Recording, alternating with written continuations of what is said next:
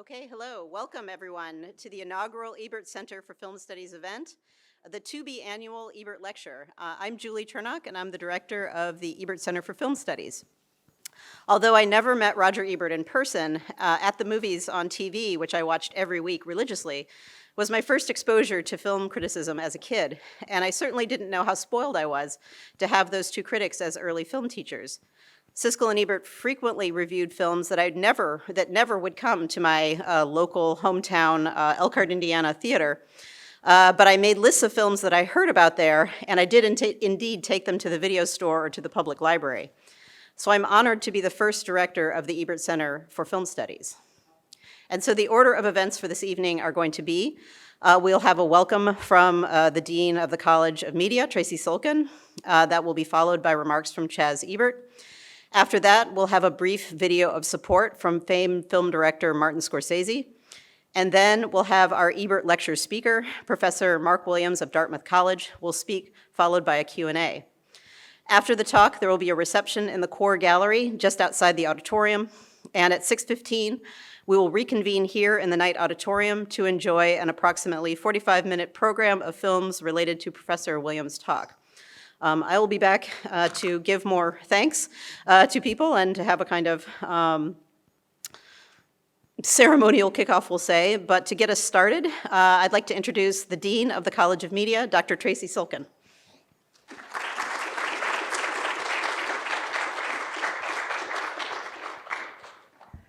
Hello, everyone. It's lovely to see you here today and to welcome you to this happy occasion, among the most happy of occasions, when you are able to see a dream that has been dreamed for many people for a long time finally come to fruition. So this was a vision that began with Roger and Chaz, and that has been incubated in the College of Media over many years with the love and labor of many folks. And so to be here today, launching officially the Ebert Center's activities, which will continue forever and ever and ever as part of the endowment that's been created for the center, is a real privilege and a real honor.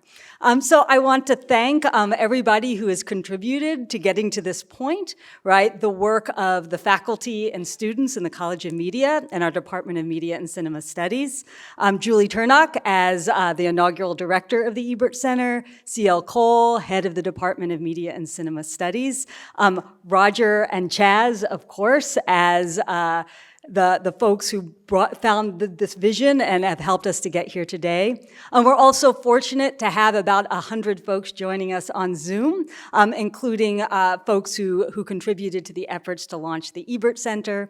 And we're privileged to have Denise Bealby here with us today in the auditorium, who's also been foundational to the launch of the center. So we have an exciting lecture and time to visit together and then screening ahead of us. So without further ado, I'd like to introduce our colleague and my friend, Chaz Ebert.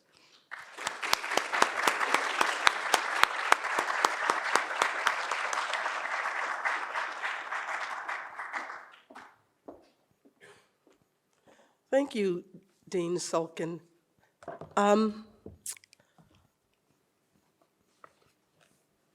I would like to start with just a little bit of a clip.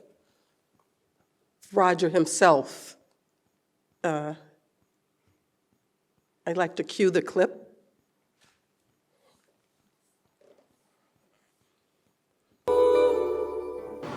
We all are born with a certain package. We are who we are.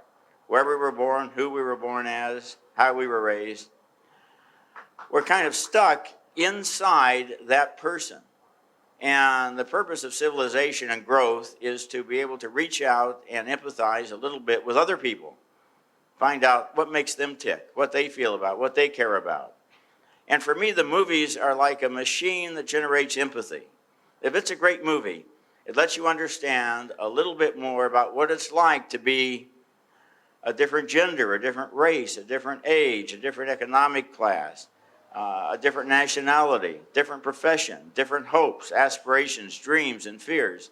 It helps us to identify with the people who are sharing this journey with us. And that, to me, is the most noble thing that good movies can do, and it's a reason to encourage them and to support them and to go to them.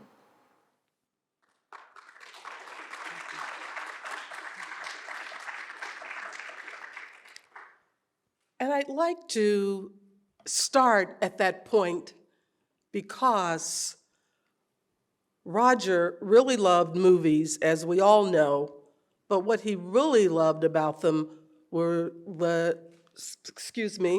he really loved is when they created or engendered empathy in other people. And one of the things that I'm really happy about today, I have to tell you, I'm actually thrilled, and I'm trying to just contain myself in this little space and box here because I am quite thrilled. He's thought that the University of Illinois had given him so much. He was really happy to be who he was in his skin.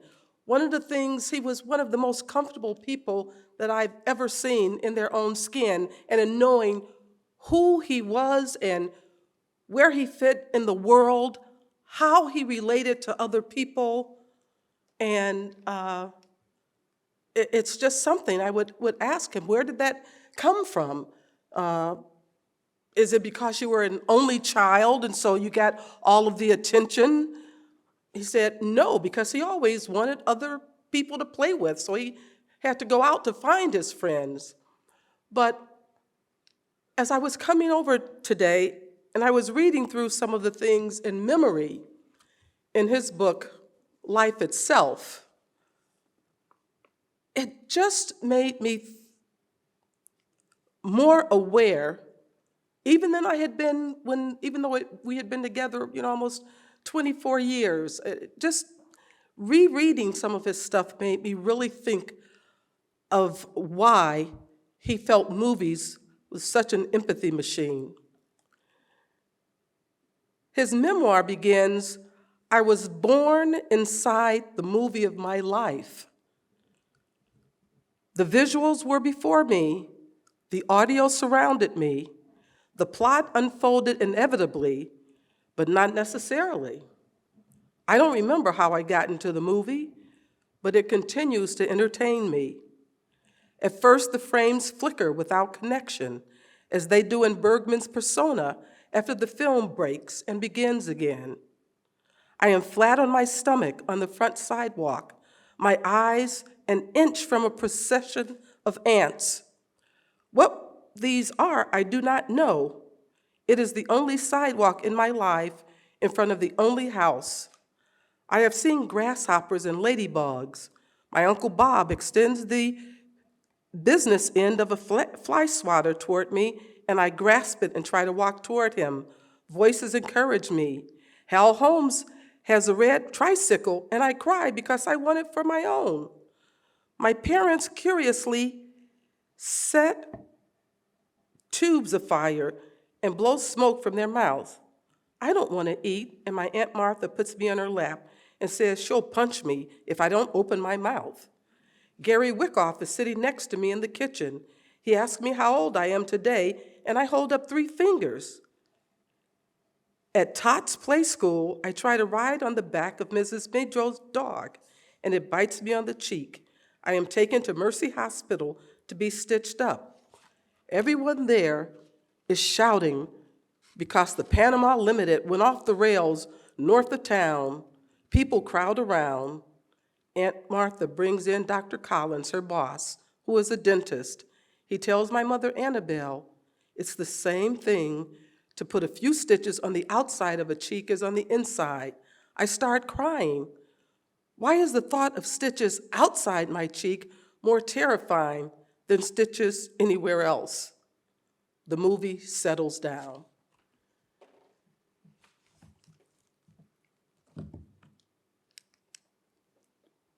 When I read those words of Roger, it just reminds me of how he saw everything in frames. He didn't see life as still.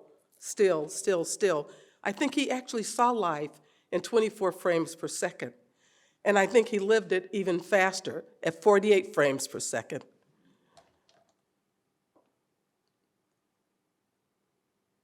One of the things that he said that really made an impression on me is when he said he told his dad one day that he wanted to go to Harvard. And he said, "Boy, you are lucky that you live in Urbana-Champaign, Illinois, because you have one of the best universities around,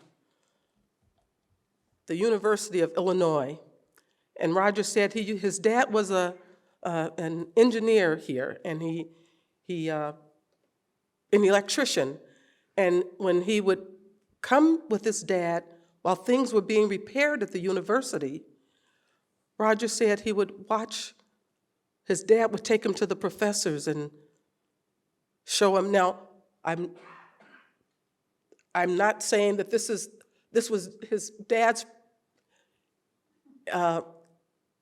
image of the professor, sitting with their feet on the desk, wearing a tweed jacket, smoking a pipe, and said, "Boy, that's the life I want for you. I don't want you to be an electrician like me." And Roger said that he just knew that he was destined to be here at the University of Illinois, and he said it gave him his start in life. There was just a segment on television about wheelchair basketball, which I think originated at the University of Illinois. I mean, who knew that back in the 60s, when people were doing nothing for disability anywhere else, almost nowhere else in the world, the University of Illinois had a wheelchair basketball team, and Roger was their press secretary, and he went with them on a trip to South Africa. And he said on the plane, the pilot said, "You have to get all of those wheelchairs out of the aisle." And they said, if something happens, nobody's going to get off the plane.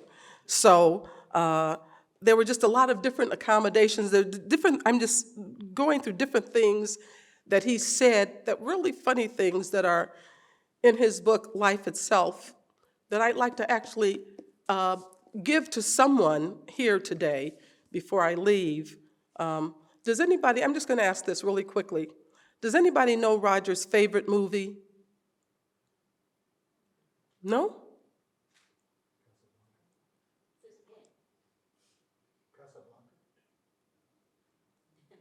Oh, this is the first time this has ever happened. I wish that there was some way I could get someone on Zoom to do it. Oh, Citizen Kane. Oh, did you say Citizen Kane? Oh, well, you probably already have the book, but I'm going to give it to you again. All right. I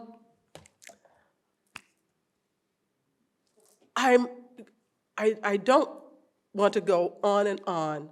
What I want to say today is that I am so happy to be able to see one of his dreams realized, and that's to give something back to the university. Today is not really, it's not about me, it's not even about Roger, not really. It's about the university. It's about what the College of Media is going to do with the Ebert Center for Film Studies.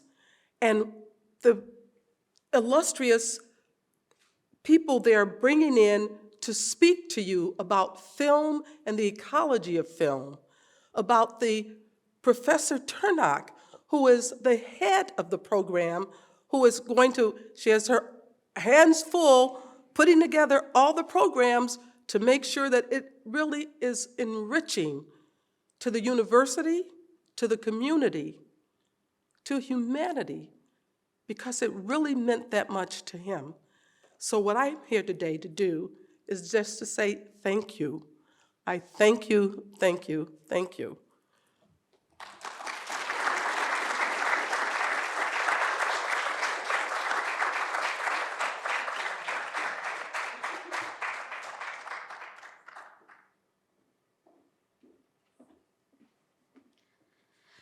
Thank you, Tracy and Chaz, for your kind words and also your support of the Ebert Center. And before we get started with the talk today, I'd like to show my appreciation to some of the other people directly involved in the event. First of all, I'd like to thank Elizabeth Sutton, the director of the Spurlock Museum, Brian Kudamat, the coordinator of special events at the Spurlock, Andy Hall, Ebert Fest coordinator, Andrew Stengel, the event media producer at CITL for handling the Zoom seminar, as well as Holly Rushikoff, director of communications at the College of Media, Deanne Johnson and Colleen Hamill at Advancement, and Kendra Lindsay and Teresa Harris in the College of Media office. And finally, I'd like to thank Martin Scorsese's publicity team, Daniela, Madison, Scott, Annalie, and Michaela, for making the video possible. And so now, as part of the center's opening festivities, we are fortunate to be able to present a video of support of the Ebert Center from director Martin Scorsese. And the video is about 2.5 to 3 minutes long, and like a Martin Scorsese film, he had us on the edge of our seats.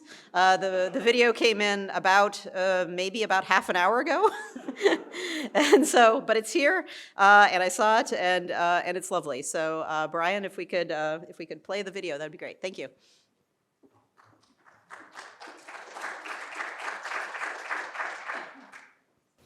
Hello, I'm happy and really very proud to be speaking to you on the occasion of this inaugural Ebert Lecture, which is going to be given here at the Ebert Center. So I have to tell you that when it comes to Roger Ebert and myself and all matters related to him, I can't help but speak personally, because Roger was the very first person, very early on in my life as a filmmaker, to call attention to my work. It was 1968, I think. And over the years, he's championed my movies. He wrote and spoke about them with great care and insight and criticism, and was always there, really, for me when I needed support of one kind or another. I suppose, it goes without saying that the both of us, he and I, shared a great love and deep reverence for the art of cinema. That cinema of the past, the present, and the future, whatever that may be. And like me, Roger cared about the history of cinema and its preservation. He cared about its place in our culture, in the culture of the world. He insisted that it be accorded the respect it deserved. Now, if he had lived to see the current situation, which is really a devaluation of cinema and on streaming platforms to the level of, quote, content, unquote, that's what it's become for the most part. Also the really, really disgusting spectacle of Rotten Tomatoes and CinemaScore. I think he would have been railing against it and throwing the money changers out of the temple. He cared that deeply, just as I do. But that's not just about us, it's about the cinema. And the fact that it not only merits our respect, but it demands it. For Roger, for me, for so many others here today and beyond, it has been a central and revelatory presence in our lives. It's changed our lives over and over again. And I thank you, Chaz, for inviting me to participate in this event. And I thank you for doing such a great job of preserving and honoring the memory of a man we both knew and loved. A man who really made a difference in the history of our art form, Roger Ebert. I thank you.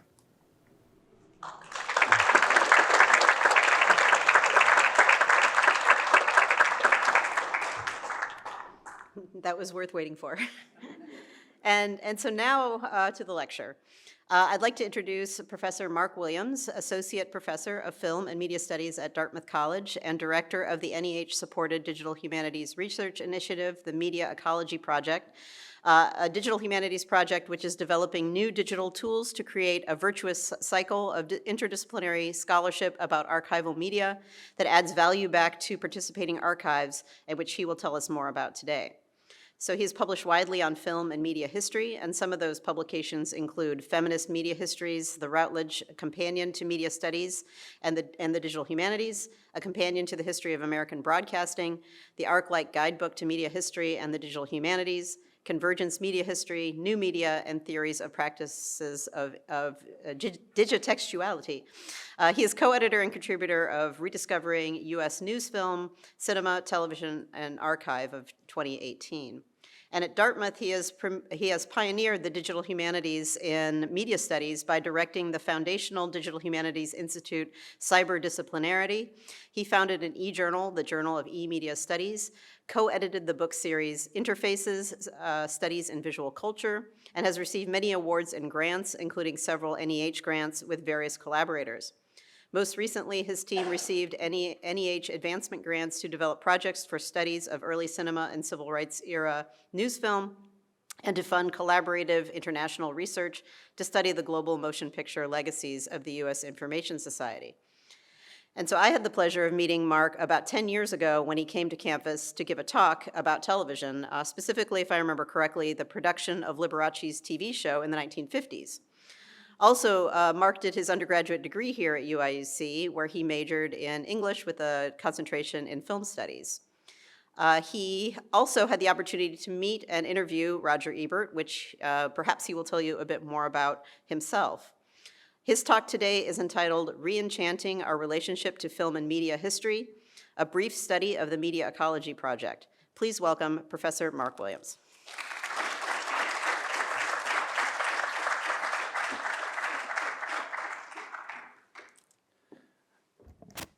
Well, I'm getting over a cold, so I hope the microphone will help in some regard. It's an incredible honor and pleasure to be back, and thanks to Julie and especially to Chaz for this fantastic opportunity. I need to turn my computer on and get a throat lozenge. I'll be right back.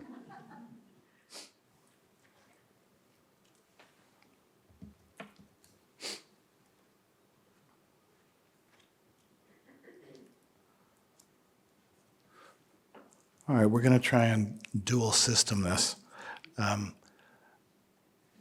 It's been very interesting to me that several people have already asked me about the title of the talk, which is fantastic, because I think having an innate interest in re-enchanting our relationship to history is half the battle. There's not one answer to it. I hope you'll all be involved in it, and it's wonderful to introduce it. Let me just say a word or two about, I need to advance the slide, sorry. About this university, because like Roger, it changed my life. That was very moving, both of those intro talks. As William Demarest said in Hail the Conquering Hero, I might get all blubbery. That would be terrible if you've got a cold that's waiting to break up, so I'll try not to go there. But I do have a couple of bona fides. I did interview Roger. He was kind enough to let me interview him as a first-year graduate student at USC. That was back in the terrible old days when the fall semester ended in January, so you had to come back to school with all of that anxiety. But my family had moved to Chicago several years before, so Roger was kind enough to let me interview him on New Year's Eve. He had better things to do on New Year's Eve. I did not. And it was a wonderful interview, and I'm going to share it with Chaz because it's classic Roger. I'm not going to share it with anybody else because I am so tentative and nervous as a first-year grad student. But it's very timely in its own way because we spent a lot of the interview discussing a topic that is probably absolutely foreign to most of you, which was the state of 16 millimeter film. Can you imagine such a thing? 16 millimeter film was the coin of the realm if you were involved in film culture. And Roger was teaching courses at Columbia College and at the Art Institute and at the University of Chicago, and teaching courses about very topical things like New German cinema and so forth. There's no doubt in my mind he was teaching them on 16 millimeter film. That was the way film culture traveled in those days. When I graduated here, I wound up doing volunteer work at Facets Multimedia, which some of you know, on Fullerton in Chicago. It was classic revival house, and I learned how to project 16 millimeter film. I mean, it's really everything about film culture in those days. Roger was advocating not buying a big screen TV and instead investing in a 16 millimeter projector so that you could show your own, choice of what was available. But just for one more second about Illinois, part of what made it such a rewarding place to be involved with film culture is that there were regular screenings from the Film Society here. I was lucky to be the first student to be invited to join the Film Society. Really not that big a deal, but it was a boost to my own emerging cinephilia. But then there were also an incredible variety of other opportunities. Because if you wanted to have a film series, all you needed to do was lease a projector and rent some films and put up a sheet in the student union, and people would come, We would spend the entire weekend like grazing the campus, learning about film history. Much of it about US film history, but not always. And in fact, one of the most memorable series, and it wasn't from one of the usual suspects, somebody had the brilliant idea to bring 5 or 6 films directed by Yasuhiro Ozu, who I'd never even heard of. I went to every screening. I know that it was atypical because it was in a chemistry classroom.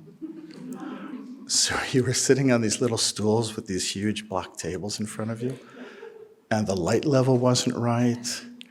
And every classroom had a screen because everybody showed films or had overheads or sometimes even film strips. If you know what a film strip is, you're so 20th century. But they were absolutely stunning. I'd never seen any movies like them. And those who know Ozu's work will understand immediately. He was utterly distinctive, rigorous, disciplined, detailed, devoted to the quotidian, with its own sense of time and thematics about time. And when things changed, it made an enormous difference. And the movie would just, wow.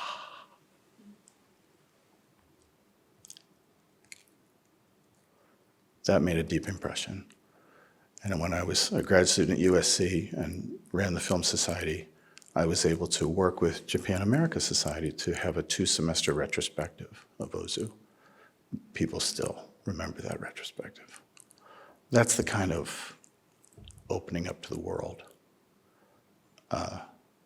this university provided. So, very grateful for all of that. Let me go on to my slide presentation. I have a lot of slides. I'm going to just bang through them. If somebody wants the slide set, don't worry about it. Oh, sorry. I have to keep doing that double thing. Thank you, Julie. Actually, my slides aren't advancing. That's annoying. For the introduction to MEP, we really are trying to create what I call a virtuous cycle. It's inspired by many different covalent endeavors. The Orphan Film Symposium by my great friend Dan Strebel. Dan should win a MacArthur Prize. He took a bad object, orphan cinema, and turned it into an international movement. It's unbelievable. Also, the Showa Foundation Institute at USC, which was started after the success of Schindler's List, and people started coming up to Mr. Spielberg and saying, I have a story, I know a survivor. And they went out to interview as many people as they could find around the world who had some relationship to the Holocaust, and it became this institution that's now really studies the legacy of historical genocides. And they trained this little team of students to look at like 1 minute of footage and annotate it that made the whole collection searchable. So those are 2 key influences on the project, but it's to create a virtuous cycle regarding film history and its celebration, but giving back to the archive and adding value back to the archive as you move through things. Okay. This notion of re-enchanting history comes from a very interesting French film media theorist who just passed away about a year and a half ago, Bernard Stiegler. And Stiegler, in this little book, really put forward this notion of changing our relationship to history as a completely timely venture. In light of the criticism that's necessary of what today we call the attention culture, which is so presentist and reconfirms and recirculates the significance of the present. We need to, oh, sorry, a little closer. Sorry. Thank you, Chaz. Is that better? You can hear me better? Okay, thanks. We need to better attend to history. And re-enchanting our relationship to history is absolutely necessary and actually completely enjoyable and praiseworthy endeavor.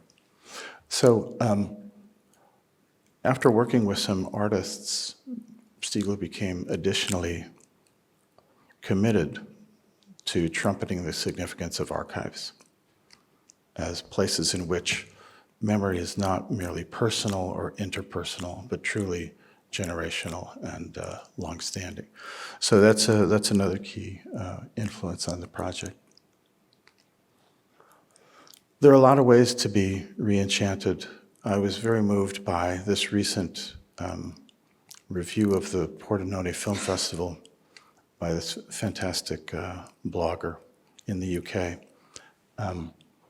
who talked about the significance of, I can't even read that to be honest, but restoration in two senses of the word. So this is a film festival where they show restored film prints, but there's such a restoration of your own capacity as a living, breathing human being who empathizes with others through that kind of environment like the Ebert Fest, in which you're seeing films with other people and really discovering your own new interest in history. Also very interested in the study of movement, which, you know, that's kind of what movies are, is the study of movement in a basic way.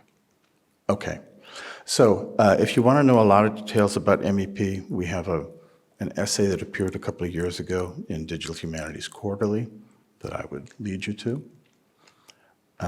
It has a fairly long lineage. I directed a humanities institute in 2005 called Cyberdisciplinarity that wanted to ask the question, how is the rise of digital culture affecting the academic disciplines as traditionally defined, but also how is it evolving into something that Michel Foucault might have called surveillance state? So in that sense of discipline. It's still a question we're grappling with today, it seems to me. If you'd like to know more about that institute, we had an incredible array of speakers, and it was truly generative, and you can find it on the MEP site. As a result of that institute, Dartmouth invited me to represent Dartmouth at a very ambitious DH initiative put on by UC Berkeley and University of Chicago called Project Bamboo that really wanted to create an enormous intervention regarding the humanities and the arts. They had a couple of really significant premises. Most digital tools had been made for the sciences.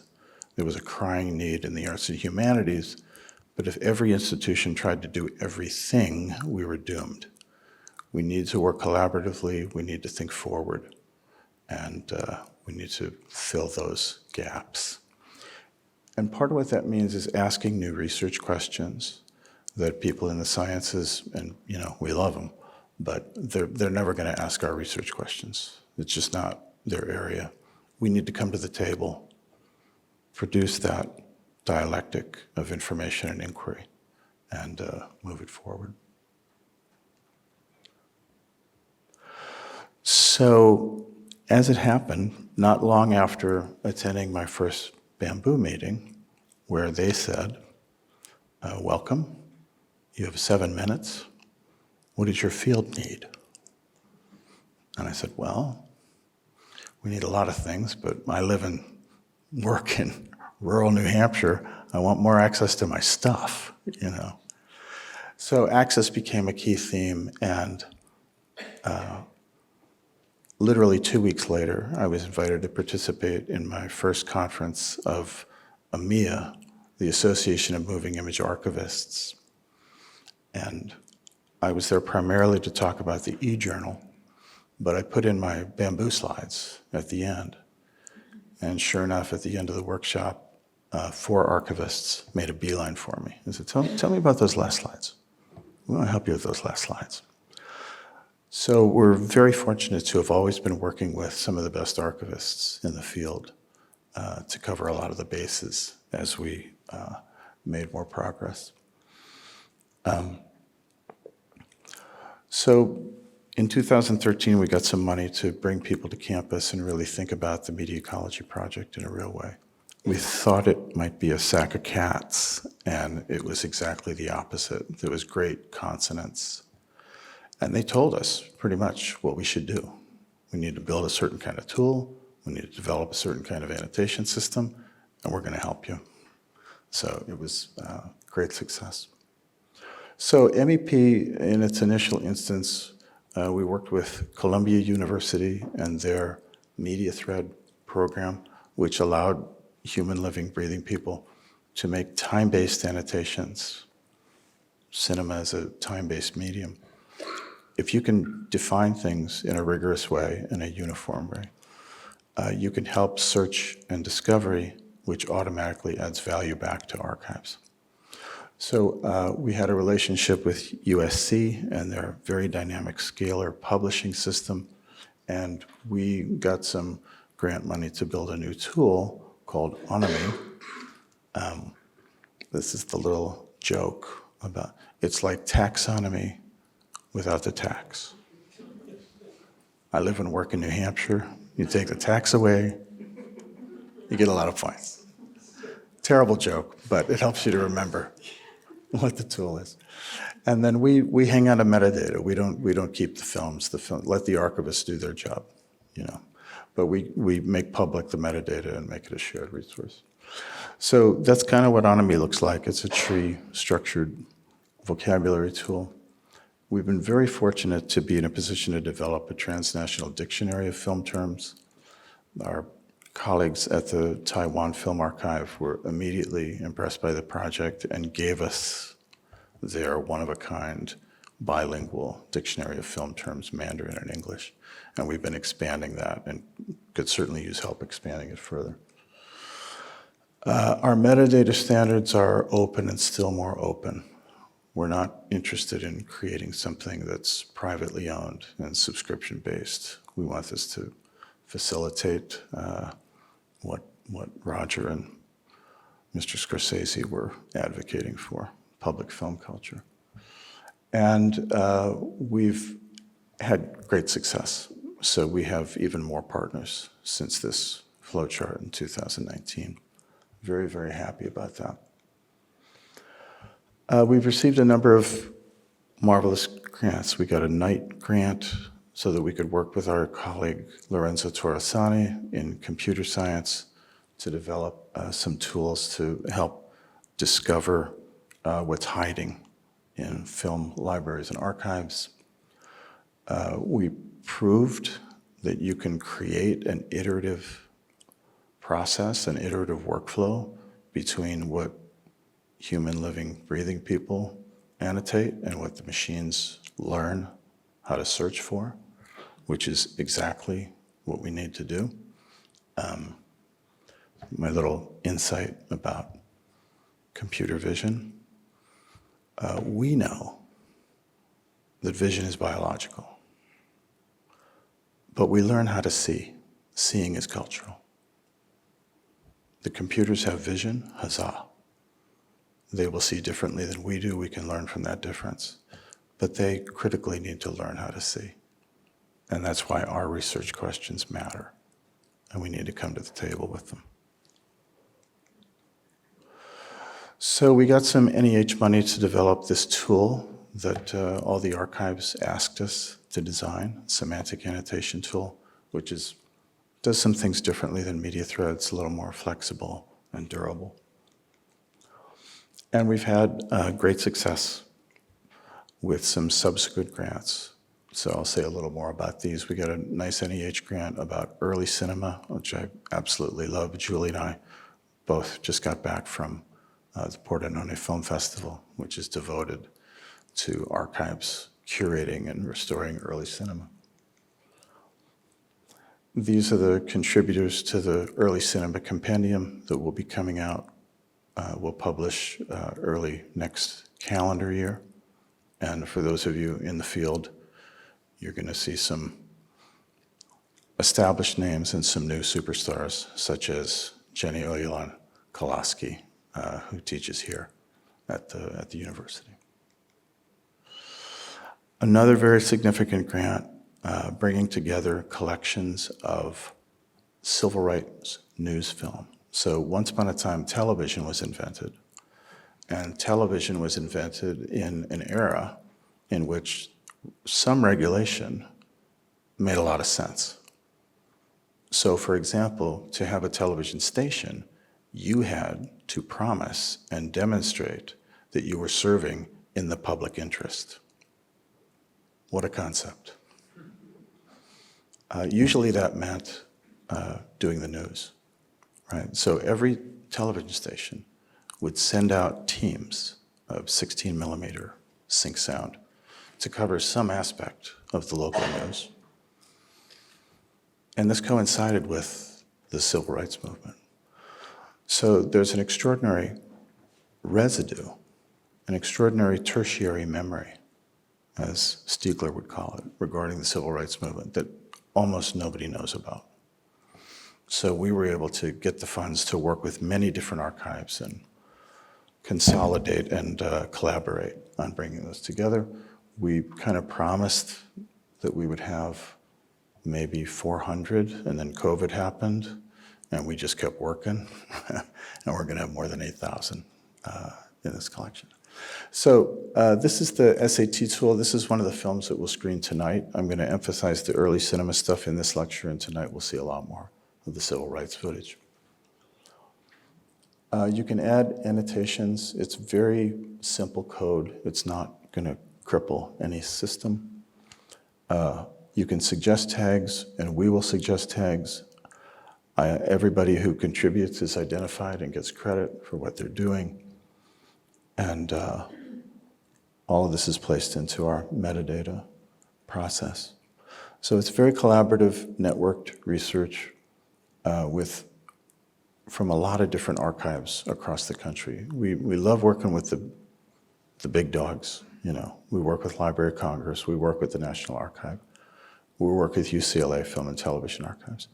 This project in particular, we're working with a lot of local and regional archives, and it's really just fantastic to see that come together.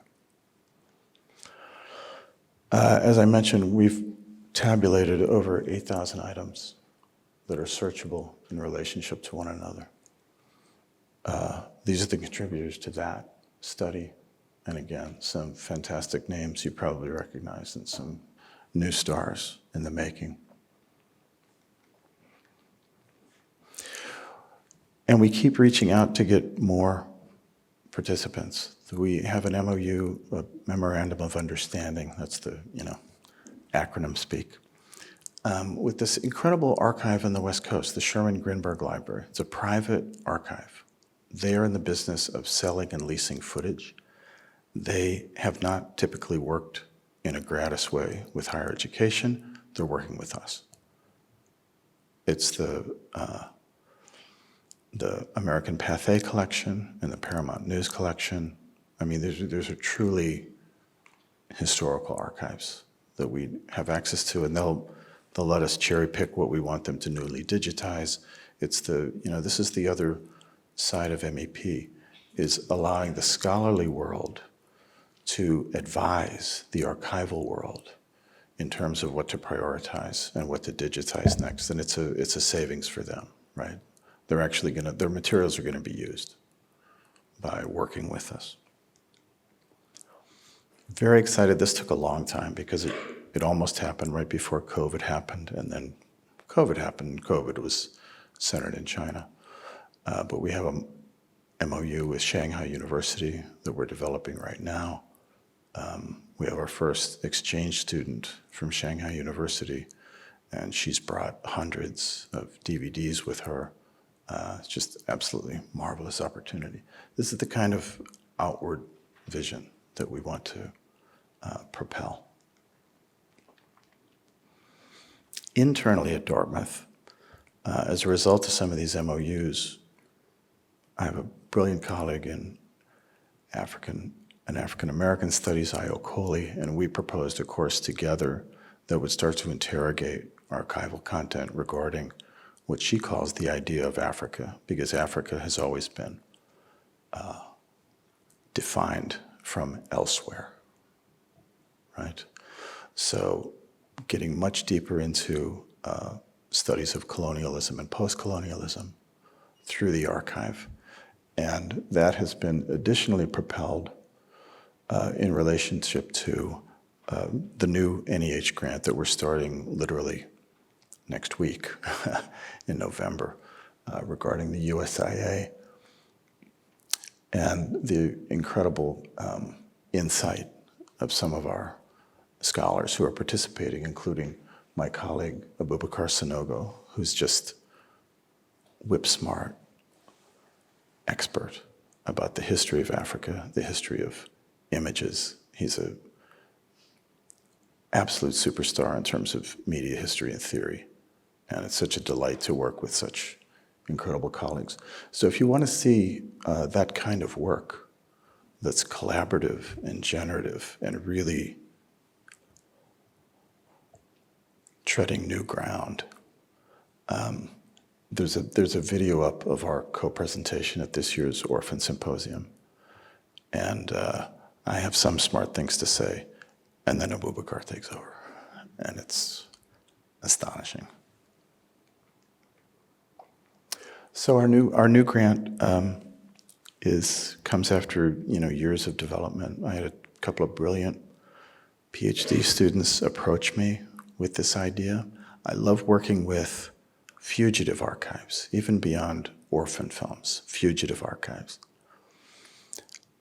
They informed me about this extraordinary new project. Once upon a time, the Cold War started, and part of the US strategy to fight the Cold War was to create the US Information Agency. The US Information Agency produced or distributed over 20,000 films during the Cold War. It's a lot of movies. But they could not be seen within the United States. They were films of information and persuasion, which I prefer to propaganda, because when you say the word propaganda, people's knees jerk and they're sure they know what that means. And sometimes that is what this means. But there's actually so much more variety and so much creativity and sometimes ingenuity. In addition to the fact that it was a truly international program, they would teach people in other countries how to make films.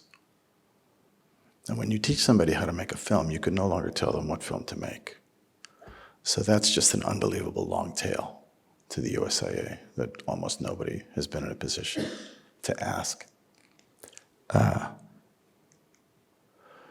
If you'd like to know more about USA studies, those same two PhD students who are now doctors co-edited this extraordinary essay, the opening essay to this extraordinary issue of our e-journal about USIA studies. And it is fabulous. I mean, it's really, really good. So this is the team working on that grant. And this grant is a one-year grant with an understanding that we're going to make a proposal for a much larger grant at the end of that year. Very, very exciting group, including my brand new colleague, Rupsi Risam, who just started at Dartmouth and who's another just extraordinary scholar. So let me say a few more things about the early cinema work. You may have noticed that we recently made the news in a big way regarding yet another collaborator. incredible gentleman named Dwight Cleveland, who is possibly the leading collector of movie ephemera in the country. He has a fantastic book called Cinema on Paper. It's just based on his poster collection. Highly recommend it. I mean, it's gorgeous. It's so amazing. Got to spend time with him. Big shout out to Allie Field, our colleague at University of Chicago, for making the introductions. And then he attended the Women in Silent Screen conference this last summer. So we really had a chance to get to know one another. And at the end of the conference, he said, you know, I know you talk about scale. I know digital humanities is interested in scale. Would you be interested in 10,000 silent era lobby cards? And I said, giddy up.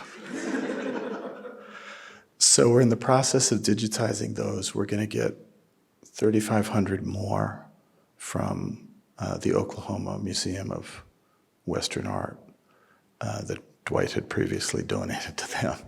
And now the Library of Congress is going to kick in their lobby card collection too.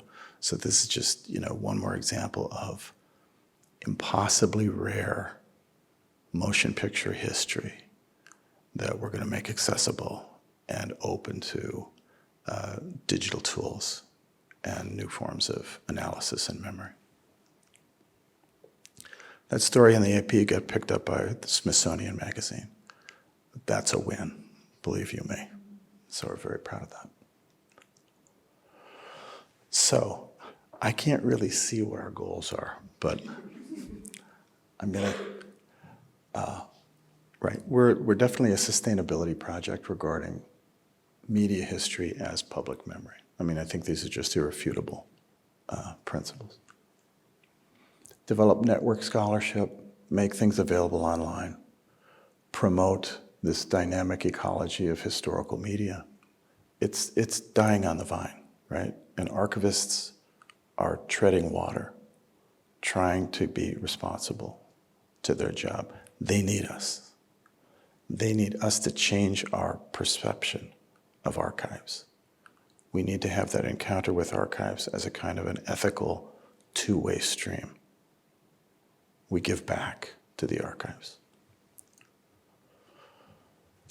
Support the essential work of the archives. Engage primary research. Develop new research questions, and many of them we never could have asked before, right? This is completely new, fertile ground that we're treading. Innovate new forms of scholarship and publication. So now this is the triangle. We've got the SAT. It's a mature thing. It's a real thing. Semantic annotation tool. Still working with Scalar, which is an even more mature thing. Incredibly dynamic digital publishing platform. As a DH project, we want to fulfill those goals of Project Bamboo. More tools for the arts and humanities. Develop this extraordinary and necessary ethic about collegiality. When you're working in a digital humanities project, nobody understands everybody else's vocabulary. You walk into a DH project, you say, okay, what's your definition of ontology? You'll get 7 different answers, you know. You know there'll be hurdles. You foresee them, you overcome them, you meet the goals, right? So much translation work, even interpersonally. We want to encourage experimentation. There's a wonderful recent book in film studies with that title, Dialectics Without Synthesis. I think that's a lot of the way DH works. You know that there are dialectics. You're not assuming a synthesis. That's not your goal. That's probably going to be a problem if it's too readily synthetic. So that's the way we roll.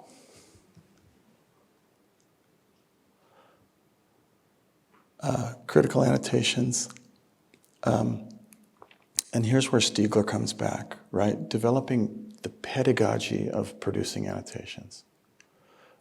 slow things down. You actually have to pay attention to the footage. You have to get into like an editor's mindset and really understand the footage. That's very different from, stream that thing at 5 times so you can get to the end quicker, right? It's a whole other mindset, and it's a historically valid mindset in terms of cinema itself. I really see it in relationship to something like Vertov's Kino eye theory, right? There's capture. That's so exciting. But the real work is Kino edit. When you really come to understand the footage in a worldly way and what the options are of putting those images together. That's really what we want to encourage with MEP. So the classic text versus sound and image debates are absolutely involved. Research methods that newly engage new audiences and new scholars, re-enchanting our relationship to history. And this fundamental dialectic, and it is a dialectic, between part of what I learned here at the university, which is the value of close reading. First classroom I walked into was an introduction to Shakespeare. Not because I had any interest whatsoever in being an English major, but I really liked Shakespeare in high school, and I wanted to know more. And thank goodness the professor came in the first day and said, I need to ask you a favor. This could be, read 10 plays and really not get a firm grasp in it. If, with your permission, I'd like to take the entire semester to study Hamlet. Thank you. Thank you for that class. I mean, we were some days going word by word in Hamlet, understanding why this word selection, why this kind of grammar, why these soliloquies, why are they placed here? It was transformative and clearly had something to do with why I also fell in love with cinema and the varieties of cinema. That's entirely different from computational methods. Sorry, can you hear me okay? That's entirely different from computational methods where it's about scale. I mean, if you go to a computer science and say, I really want to look at Hamlet, they're just going to scoff at you. Like, what is that? What is that? So it's a true dialectic between close reading and distant reading. It's an opportunity. It's an amazing opportunity. It's a necessary opportunity. We have to come to the table. Ask our research questions, not oblivious to theirs, because it's got to be a group dynamic, right? It's just another thing entirely. Okay, so a couple of things. This is how the annotations work. You'll see a very funny film from early cinema.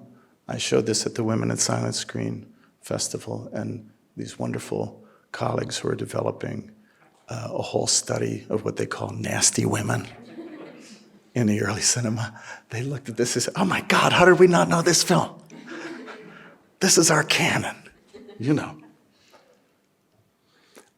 Another key thing that going back to those early slides, is the study of movement.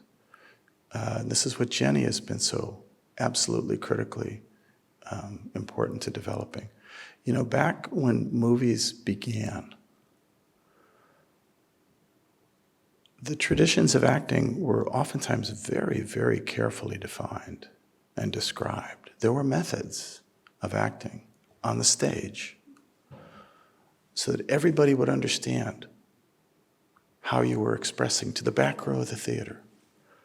Many times you look at early films and you say, why are they acting so funny? Oftentimes because they're trained professionals, right? But the proximity of the camera changed all of that, and not immediately, and not linearly, and not universally. We can actually map some of those changes. We can understand some of those changes and how they developed. This is a slide that I think might take its time loading. So oh, there we go. So this is a transition to how some of these digital tools can play a role, but also in how our research questions can play a role in developing these tools. So these are different tools that approximate what's called pose estimation. These are the machines looking for human movement and trying to map it. And you'll see that different tools are differently successful at different times, right? There's nothing, another truism to abolish is that digital humanities is pressing the easy button. There's nothing easy about this work. It's rigorous, it's detailed, it takes time, and it will have major dividends. I just find that completely fascinating. And also, when you show this to students, they suddenly see another movie. There's so much information to be gleaned from these images that they thought were refuse.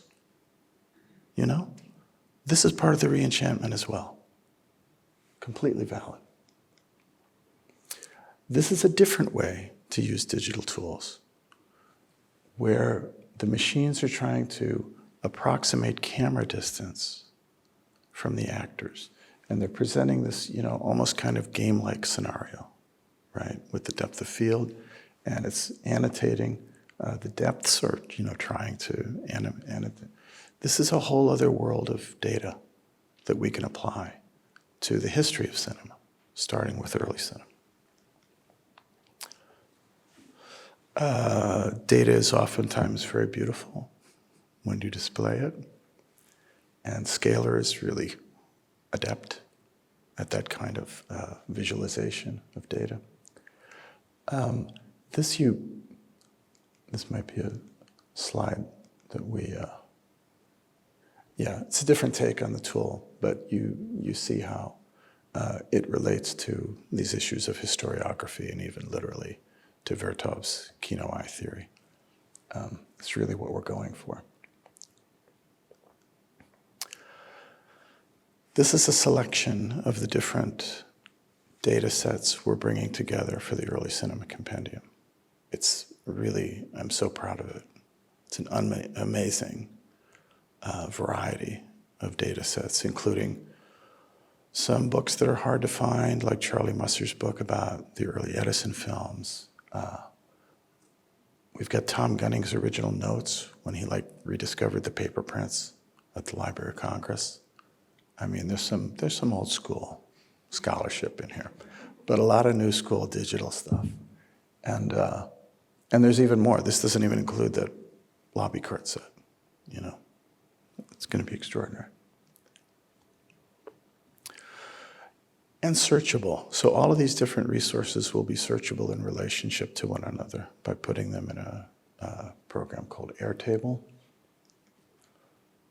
You can pick 2 or more of these resources and search them in relationship to one another.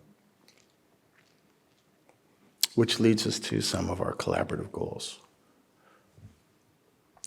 Be an advocate for archival preservation, an advocate for digitization. We can't pay for digitization. That's a whole other avenue of funding. We can provide some suggestions about that.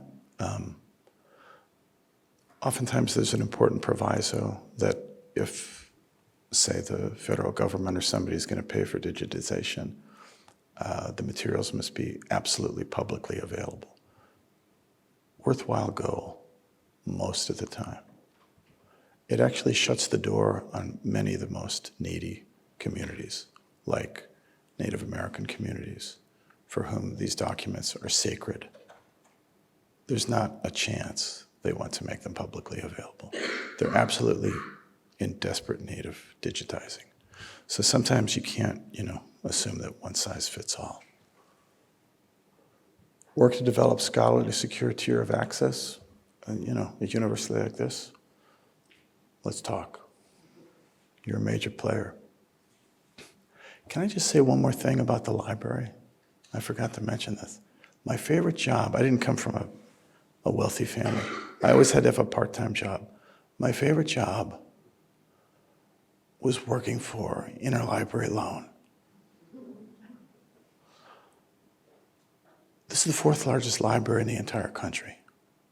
There's the Library of Congress, Harvard, Yale, Illinois, with a lot of branch libraries.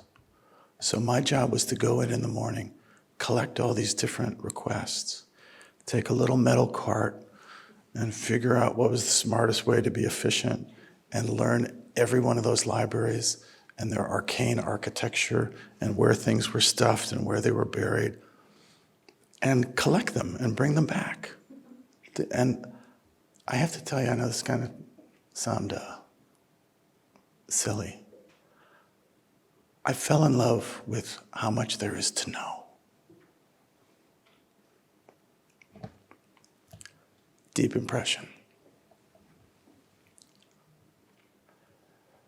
Helped to drive 21st century digital scholarship, raise awareness of endangered status of media history, develop pedagogy toward expressive detail,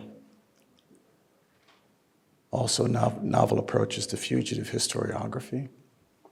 You know, part of the very relevant and topical complaints about the archive is archives can have many silences. There's no question about it. Archives are structured in power, the way a lot of human knowledge is structured. If there are silences, that means we need more voices, right? It's truly a collaborative goal to discover those silences and address them. Expand the questions of deep learning. Okay.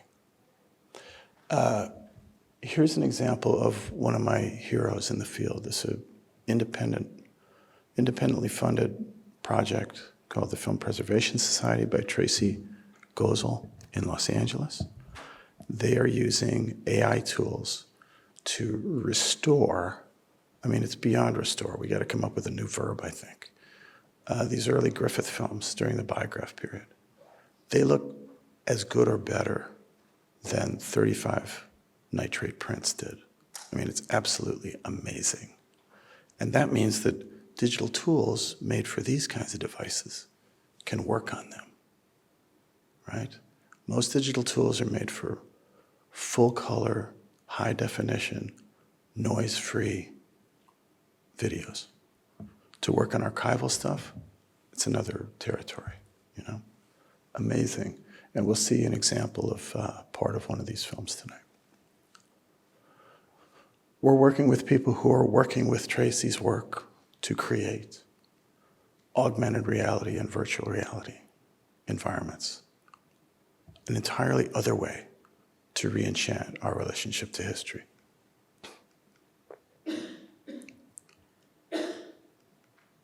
So this is kind of a tribute to Fort Lee, New Jersey, which is one of the absolute bedrocks of early American cinema. And there's a lot of work being done on the history of Fort Lee. Now, these are hopefully going to be examples of one of these amazing resources in the compendium. Once upon a time, the two major companies in American film were the Edison Film Company and American Mutoscope and Biograph, which people usually refer to as Biograph. By working with my incredible late colleague Paul Spare, he told me about so many different resources we might try to engage. One was a publication that American Mutoscope and Biograph put out in the early years for exhibitors. They were exhibitor catalogs, and for every one of their first 3,000 films, they produced a book that would feature 3 keyframes from every film. Not consecutive frames, but frames that were specifically chosen to highlight that film. People estimate that maybe 75% of silent film is lost because it was nitrate film stock and people didn't really think it had a future. These exhibitor catalogs give us honest to God, historical, empirical, indexical information about that era. And we're so thrilled to be working with the Seaver Center at the LA Natural History Museum and the Museum of Modern Art to make those newly digitized and available. So these are just a handful of examples of what the Seaver Center has allowed us to do, is take those 3 keyframes and reanimate them using lap dissolves. You fill in the rest, right? This is its own re-enchantment of our relationship to history. And it's actually more like a magic lantern show than it is moving pictures. So here's like 6 or 7 simple little magic tricks that I hope you'll enjoy.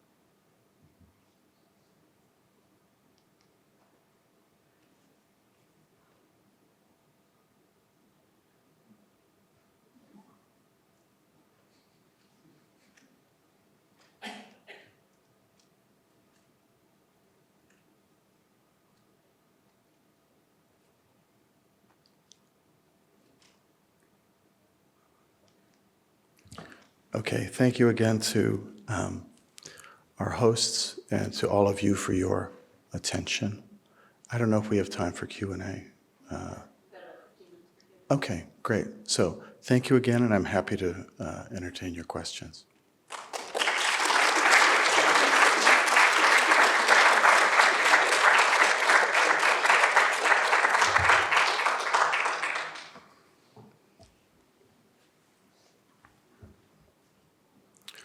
And I'll see if there's ones for the Okay, great, great. We can also, just enjoy our common enchantment. But if you have a question, I'll be happy to answer it.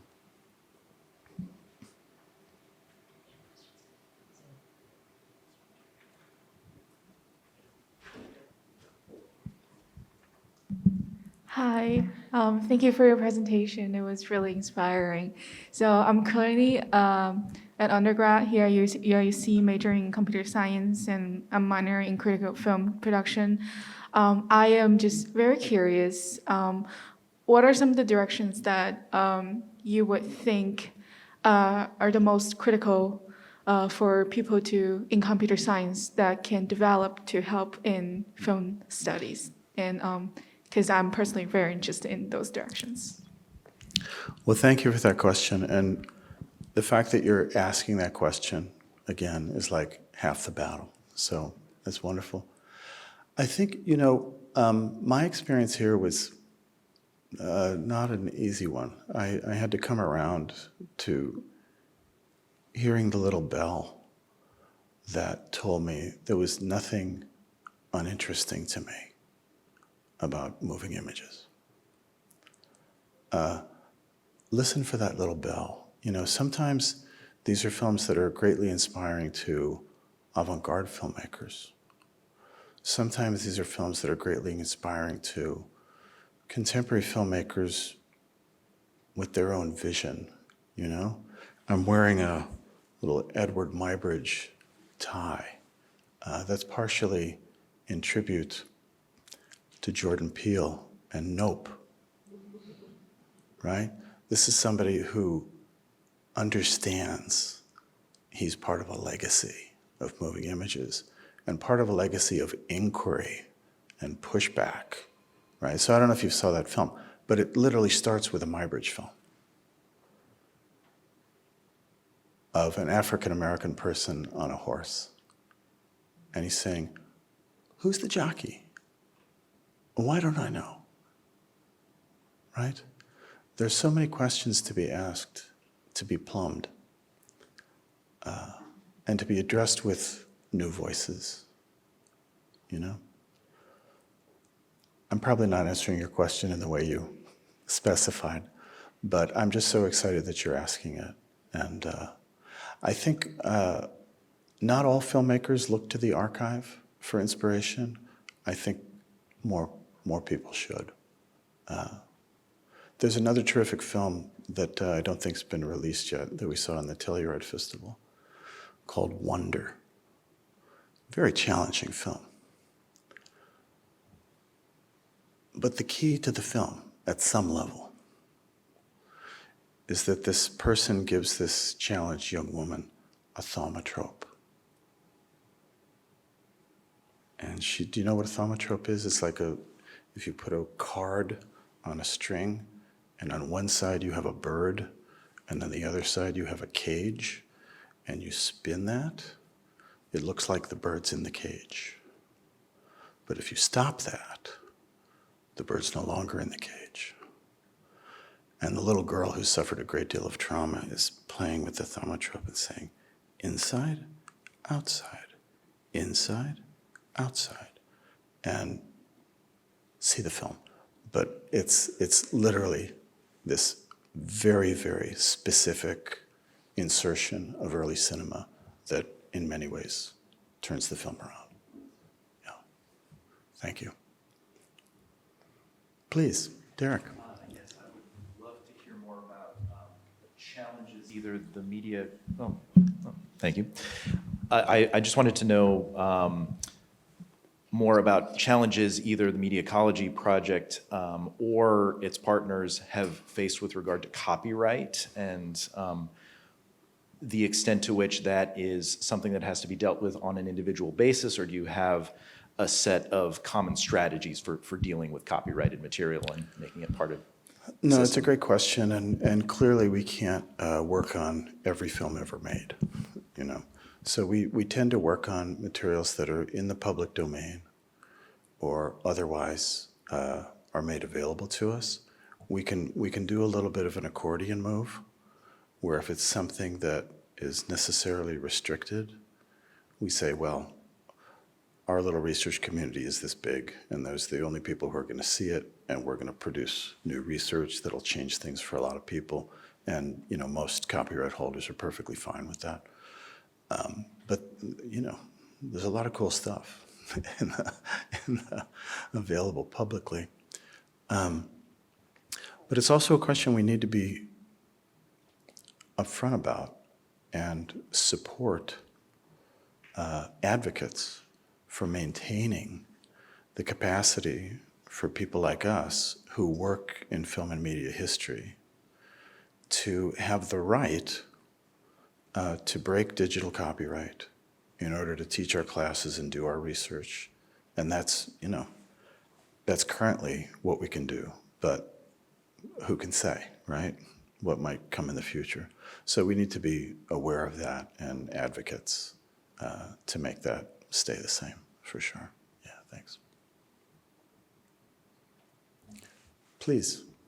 Someone on, I've got a question from someone on Zoom. Can you hear me? But, Yeah. I'll take that anyway. They would like to hear more about the civil rights films and like what years it covers, and a bit of a sneak preview of the films you're going to show in the screening. Oh, happy to do that. That's such a beautiful transition. So there'll be more of an emphasis on the civil rights materials tonight. It's an extraordinary collection. From the Library of Congress, they've given us as complete a run as we can imagine of a very important newsreel that was produced for African American film audiences during World War II, called the All American News. Incredible resource. I mean, it puts me in the mindset to remember the significance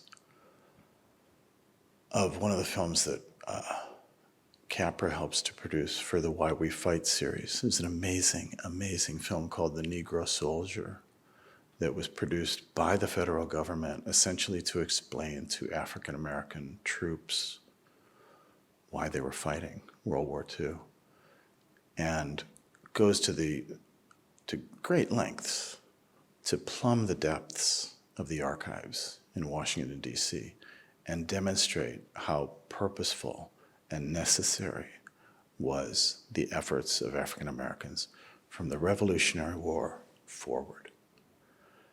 And it's a very powerful film. The African American troops found it very powerful, and they typically went up to their commanding officers and said, "Could you show this film to everybody? Because I'm not sure that my fellow soldiers understand the significance of me being here right now." And they did.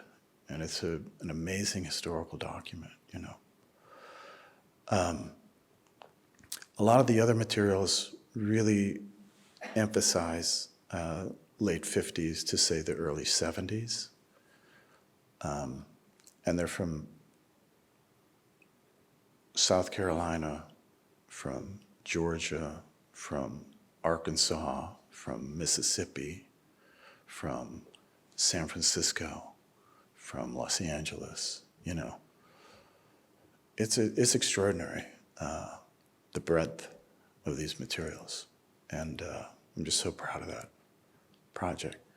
One of the films we'll see tonight is probably the film that inspired the project for me, which was being invited to an orphans event at UCLA. It was called Orphans West. It was the first time they didn't hold it on the East Coast. And my colleague Mark Quigley at the UCLA Archive knew that I was very interested in early television in Los Angeles, and said, you know, we've got all this KTLA news film. KTLA, first commercial station west of the Mississippi, owned and operated by Paramount Pictures, not in any cinema history books, not in any broadcast history books. What is going on, you know? You say, I'll give you like 3 hours of 70s news film. If you could come up with a good half hour, that'd be the easiest thing I ever did, finding a good half hour, you know. But it was so humbling because the most important footage, without question, I didn't know what I was looking at.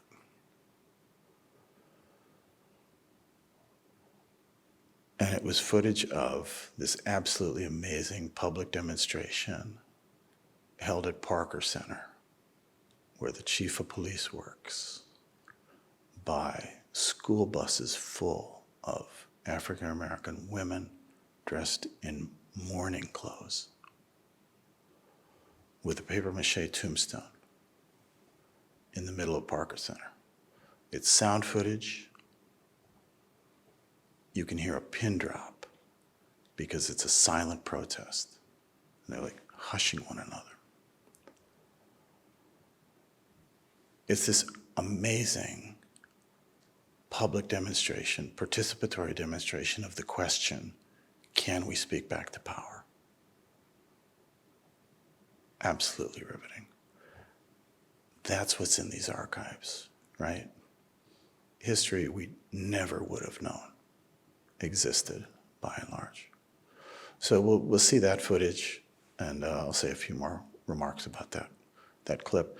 And then a number of films from the Bay Area archive, which in their own way, it's, you know, just maybe 10 minutes or 15 minutes of footage, but in their own way kind of create a chronology of the movement that I think is very compelling.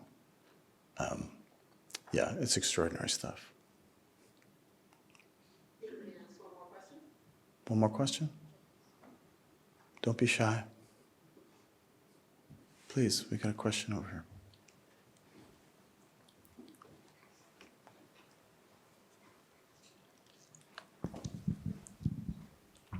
Hi, thank you. So I was wondering if you could talk a bit more about your participatory methods, because you did have a line in there about crowdsourcing, and you know, I really like this idea of like using digital tools to become more intimate with content with film, and I was wondering if there's any room for this kind of like intimacy with the people behind these films or the people who are working together on this project? Those are great questions. Those are among the avenues that we really hope to develop. Sometimes there's a difficulty within the archives regarding crowdsourcing. So we developed our Onomy tool to have shared vocabularies so that different people annotating different things could actually produce something cumulative.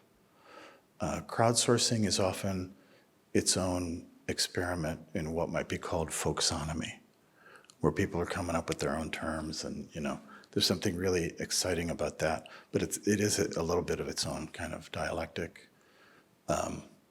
We just haven't had the people power and the resources to plumb that as much as we would like to. I think with your project that we talked about over lunch, there's great potential for that.